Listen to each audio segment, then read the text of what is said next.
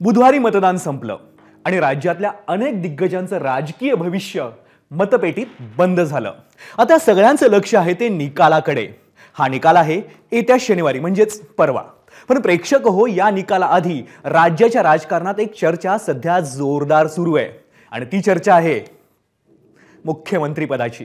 तुम्हाला माहितीच असेल, याच मुख्यमंत्री पदावरून गेल्या निवडणुकीनंतर मोठं महाभारत रंगलं होतं।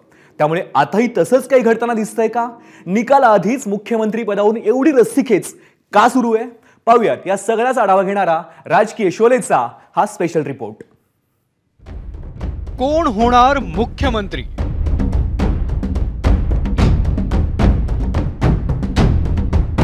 ईव्हीएमचं बटन दाबल्यानंतर आता महाराष्ट्राला पडलेला हा प्रश्न, जो तो आपापल्या नेत्याला मुख्यमंत्री पदाच्या खुर्चीवर पाहतोय। भाजपाच्या कार्यकर्त्याला 100% वाटतं आमचा नेता मुख्यमंत्री व्हावा, देवेंद्रजी व्हावेत आणि शिंदे साहेब मुख्यमंत्री बनतील अशी आम्हाला मनापासून खात्री आहे। अजित दादा या महाराष्ट्रात किंग मेकर राहतील एवढं मात्र तुम्हाला मी आताच्या घडीला सांगतो। हे तर झालं नेत्यांचं, पण माय ॲक्सिस इंडियानं एक्झिट पोलचे आकडे जाहीर करताना महाराष्ट्राला मुख्यमंत्रीपदी कोणता चेहरा हवाय याबद्दलची आकडेवारीही जाहीर केली आहे। यात एकनाथ शिंदेंना 31%, देवेंद्र फडणवीसांना 12%, तर अजित पवार मुख्यमंत्री व्हावेत असं 2% मंडळींना वाटतंय। यात महाविकास आघाडीतील उद्धव ठाकरेंना 18%, शरद पवारांना 5%, तर नाना पटोलेंना 2% जणांनी पसंती दिली आहे। याशिवाय प्रकाश आंबेडकर 3%, राज ठाकरे 2%, तर माहित नाही म्हणणाऱ्यात 6% जणांचा समावेश आहे। या एक्झिट पोलच्या टक्केवारीनंतर पुन्हा राजकीय वर्तुळाकडे वळूयात। महायुतीत जागा वाटपापूर्वी मुख्यमंत्री पदासाठी सुरू असलेली शर्यत मतदान संपल्यानंतरही तशीच कायम आहे। आम्हालाही वाटतं की मुख्यमंत्री एकनाथ शिंदेचा चेहरा घेऊन ही महाराष्ट्राची विधानसभेची निवडणूक आम्ही लढलेली आहे, म्हणून शिंदे साहेबाच्या चेहऱ्याला असलेली पसंती ही लोकांनी मतदानाद्वारे दाखवलेली आहे। म्हणून आम्हाला असं वाटतंय की शिंदे साहेबाचा तो हक्क आहे आणि शिंदे साहेब मुख्यमंत्री बनतील अशी आम्हाला मनापासून खात्री आहे। आता प्रदेश अध्यक्षांनी सांगितल्यामुळे तीच आमची पक्षाची भूमिका आहे आणि मी पक्षाचा कार्यकर्ता म्हणून मलाही वाटतं की महायुतीमध्ये भारतीय जनता पार्टीचा मुख्यमंत्री होणार असेल तर देवेंद्र फडणवीस मुख्यमंत्री होतील। एक तुम्हाला सांगतो, निकाल काहीही लागो, राष्ट्रवादी काँग्रेस पक्ष हा गेम चेंजर ठरणारा पक्ष असेल एवढं मात्र नक्की। बरेच ठिकाणी आदरणीय साहेबांनी सभा घेतल्या। आंबेगावला इतक्या मोठ्या प्रमाणात सभा साहेबांची झाली की पाडा पाडा पाडा, तरी लोकांनी जे करायचं आहे तेच केलं। शेवटी मतदार राजा मोठा असतो।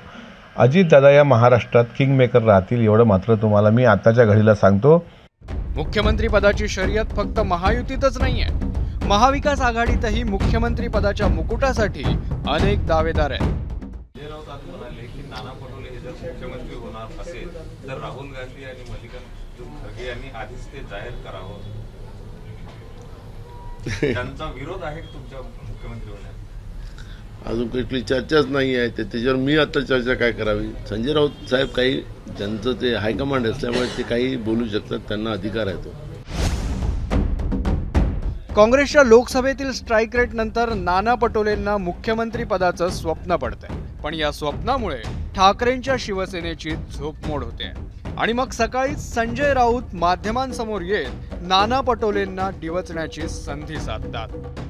नाना पटोले जी की तरफ से एक बयान आया है जिसमें उनका कहना है कि कांग्रेस के नेतृत्व में महाविकास आघाड़ी सरकार बनने जा रही है, तो क्या ये मान लिया जाए कि कांग्रेस का अगला मुख्यमंत्री हो? नहीं, मैं ये नहीं मान लूँगा और कोई नहीं मानेगा कि महाविकास आघाड़ी की सरकार हम बैठ कर तय करेंगे। अगर नाना पटोले जी ने ऐसा कहा है और नाना पटोले जी को कांग्रेस हाईकमांड ने कहा है कि आप मुख्यमंत्री बन रहे हो, तो राहुल गांधी, प्रियंका, सोनिया, खरगे साहब ने इस प्रकार से ऐलान करना चाहिए। काँग्रेस आहेच नेतृत्व, जशाप्रमाणे पवार साहेब नेतृत्वात येईल, जशाप्रमाणे उद्धव ठाकरे साहेबांच्या नेतृत्वात महाविकास आघाडी येईल, तर आम्ही तिघांचंही नेतृत्व आहे, त्यामुळे त्या उद्देशानं ते बोलले आहेत। पण त्याचा अर्थ काही तुम्ही लोकांनी सगळं चुकीचा लावला आणि चुकीचा प्रश्न संजय राऊतांना विचारला असावा। त्यांनी त्यांच्या मुखातून कधीच आला नाही की मी मुख्यमंत्री होणार आहे। मुख्यमंत्री महाविकास आघाडीचा होईल, मुख्यमंत्री महाविकास आघाडीचा ठरवू।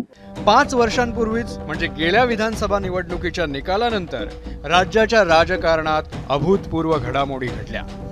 3 दशकांची युती तुटली, नवी आघाडी बनली, सेना भाजप वेगळे झाले आणि त्यानंतर शिवसेनेनं चक्क काँग्रेस राष्ट्रवादीशी संधान साधत सत्तेचं सोपान गाठलं आणि हे सगळं घडलं ते एका मुख्यमंत्री पदावरून.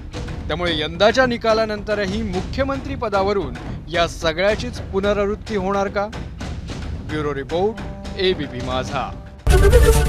एबीपी माझा, उघडा डोळे बघा नीट.